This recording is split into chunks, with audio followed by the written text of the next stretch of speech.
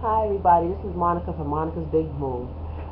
Just want to talk to you today about lint in your locks and things we cover our head with, headbands and scarves and so forth. Okay, so as far as lint is concerned, being that we don't comb our hair, we don't brush our hair, we don't remove debris and so forth like that. Lint is almost like a byproduct to our hair and what we choose to have. So, and it's hard to get the lint out once it's already in there.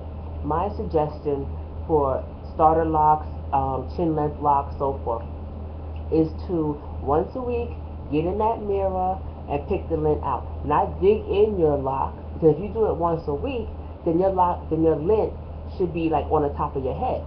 Don't wait till it gets inside, all embedded into the lock to try to pick it out now, because you're gonna end up damaging your lock.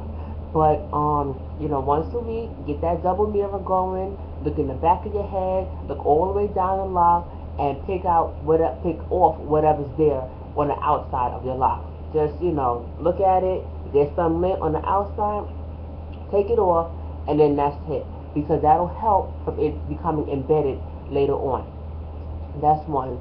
Two is ask a family member or whatever have you or someone you know to look in your lock and take it out, because that lint is like it seems like it attracts its friends, and it'll start getting more and more lint, and white lint loves hair. I don't know why, but white lint loves locks. So I mean, you'll get other colors, but white lint is the worst. So just look at it, pick it out, so forth. When you have longer locks, you still have to do a check every now and then, because your hair drags on everything. And I mean locks from, bra strap down is, you have to be careful, because your locks drag on everything. It touches the seats, it touches the seat belts, it touches the bed, it touches, all kinds of hands and, all kind of things, and it touches and drags on. So you do have to do a little check here and there to make sure that you don't have any lint in there, and that you're still okay, because it'll become embedded and it'll attract its friends, and you'll have more lint and more lint as time goes on. I saw this man in the street. He had very nice locks. They were from maybe from of course root to maybe calf, so they were really really long, and they were wasn't matted or anything crazy like that. Nice. But he had lint from root to tip. White lint covering the whole locks all the way down. And it didn't look cute. It looked nasty, it looked dirty, it looked whatever. And that's because, people was talking about him and everything like that. And that's because he had all that lint in his head. He let it go too long. You don't need to have lint in your hair. It is a byproduct, but it's something that you don't have to live with, If you just do a quick quality check once a week to make sure everything is okay, so forth, then you should be okay. And mind you, I was getting locks when locks wasn't really that popular. So they didn't have all these wonderful styles and methods and all this extra stuff that they have now. So so there's a way to get rid of your lint, but at the same time, if your lint is embedded in your locks, then digging into your lock is not a best thing to do, because it'll put holes in the lock, and it'll start breaking the lock basically, and you'll end up picking too much out of the lock, and it'll become almost an obsession, and you'll start picking too much out of the lock, and then all of a sudden you look around, your lock has unraveled, it has broken or something. So if it's already embedded in there, then just leave it in there, and try to just do better in the future. So that's that. Then also with head wraps are great, because if you got new growth, you throw it on, you're done. If you want to style or whatever the case may be, great. I've seen them all over YouTube where they have the head wraps, tied up, and all of it is tied up, or just a scarf like this, or you have the lock socks or whatever have you. Great. But it's a twofold, because what happens is it'll dry out your hair. So if you wear it too much, it definitely dries out your hair because your hair can't breathe. And definitely in locks, if anybody knows locks, your hair needs to breathe. It does. So, and it'll start itching, it'll start getting breaking, it'll start getting damaged, and so forth when you do it too much. So, and it'll start stinking and mildewing. So that's the worst. So, because sometimes when locks start mildewing, there's almost nothing you can do about it but to go to a professional and hopefully they can save your locks. So, then also with headscarves and stuff like that, it'll start making the hairline recede to an extent. Now, some people have different textures of hair where they could almost do anything with their hair and they'll still be fine. But other people have, more delicate, more sensitive type hair, and it'll definitely start your hairline to recede. And definitely on the sides and our womanly area where it starts pulling back and it starts getting real thin, yeah, it's the tension that's on your head. Even with the scarves and so forth, it's still the tension. Your hair is not breathing. Your hair is not able to do whatever it wants to do. So be careful with those head scarves and lock scarves, even the night scarves. Same exact thing, because in the beginning, I was wearing my scarf all the time.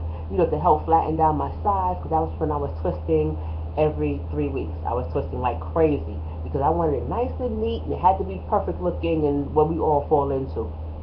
So I used to wear the scarf a lot, but then my hair at the roots, at the edges, started breaking and thinning and stuff like that. So I'm like, well, it's because of the scarf. It's nothing that I'm doing that's different as far as shampoo and so forth. It's because of the scarf, and I'm wearing it too often because it's like basically suffocating my hair, and my hair is basically paying the price for it. So the scarf at night is a must-have for lint. Must-have, because that's the only fighter against lint that you have. You need a silk scarf, and you need to cover it. For me, I covered my whole head, and I still do. I wrap it up, tie it up, whatever I need to do, and I cover my whole head. I got this huge scarf. Of course, my hair at that time was longer, so I needed it. But I got this big old scarf, huge, huge, huge scarf. You can get any beauty supply store, and they have them hanging up on the wall or whatever have you. And I wrap my whole head up. And the reason why is because I don't want lint in my hair. I don't want to take the time, extra time rather, to pick out lint and all that stuff. Not any more than I have to on a regular basis. I need my hair looking decent and easy, because that's what locks are. As far as style-wise, it's easy. It's a hairstyle. You throw in a headband like this, you fluff your hair out, in the end, you have a style and it looks good. People are like, oh, your hair looks nice. So I don't want to mess up my hair. I don't want to take the extra time to correct something that, So definitely a scarf at night keeps it, because your pillow, your pillowcase, your blankets, your sheets, all that stuff contributes to lint. Even your clothes. When you go out in the street, certain type of clothes that's linty or have that real cottony material and stuff like that, where the clothing start getting beaded and seeded and all that stuff, that helps to put lint in your hair. So you have to be careful about, what you wear, whatever have you. And that's why I said do a weekly check. Because of course you're not going to start throwing away clothes for lint. You're going to, do what you do. But you need to just check it once a week for the lint. Now, with the headbands, hold on. Go ahead. Now with the headbands and everything, they can provide lint as well. Because not all of them are silk, not all of them have good material, not all of them are good for your hair. So, all of them cottony, spandex, polyester, all those things are not good for your hair. They're not. They suffocate your hair, they breathe it, and most of the time, they're too tight. Most of the time. So, your hair needs to breathe. So, just be careful with the lint in your locks and what you cover your head with. Cover your head, fine, but cover your head on occasion. Like, I haven't had one of these in my hair in a very long time because, I just don't like, I love my hair in a headband, love it, but I don't want to risk losing my edges and all that stuff for, for a look. Also, I haven't twisted my hair in a couple of weeks actually since I watched it. The reason why, actually since I think the first video, the reason why is because my hair is at the point where I've been locked for like 8 years or so. My hair is at the point where I don't need to twist my hair every single time I wash it, and also that helps to repair your locks too. That's why freeform is so popular. That's partly why freeform is so popular, is because you don't put that extra stress on your hair. Twisting is stress on your hair, and freeform just lets your hair do whatever it's gonna do. You pull it apart, and so forth, just to have spaces or however you choose to do it. To have sections in your hair, or you have it this big or that big or something, however you choose to do it. But it's you let your hair go. Twisting really puts a lot of stress on your hair. It really does, especially when you over twist it, and when you twist it every 2 weeks, when you twist it every 3 weeks, and when you twist it dry, which is a no-no. So I just let my hair go, and because maybe the next time I'll twist it, but this time I just didn't feel like it. I just didn't feel like taking the time to be bothered and twisting it and all that extra stuff, and why not? So I just let it go and let it do its own thing, and then it'll repair itself. Because don't forget, hair is a living thing. It'll repair itself wherever it needs to be repaired, and it'll get a rest. That's what your hair needs. Even when you have afro or whatever have you, your hair needs a rest in between treatments, in between coloring, in between product placements, in between everything, because then your hair will start falling out. So if you give your hair rest in between twisting, then it'll repair those little skinny little edges. It'll repair those, the thin little locks and stuff like that that's trying to fall out and so forth. So give your hair rest. Stop retwisting all the time. Stop, pulling on your hair and, all that stuff. But anyway, so, that's pretty much it as far as the lint and the stuff to cover your head. So be careful. Locks are very fragile. They really are fragile, and they are susceptible to any and everything. So the weather damages them. The heat, the cold, the rain, everything affects your hair. The way you sleep, how you sleep affects your hair. What products you put in it. All them fancy products that I'll get into another time are not that good for your hair.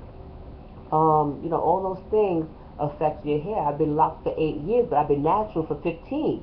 So 15 years I've been, natural. I had the comb and the brush and I had the ponytails and the little puff balls, and I've had the lock knots, and I've had the afro balls. I've had the two-strand twists, the braid outs, the comb outs, I've had it all pretty much.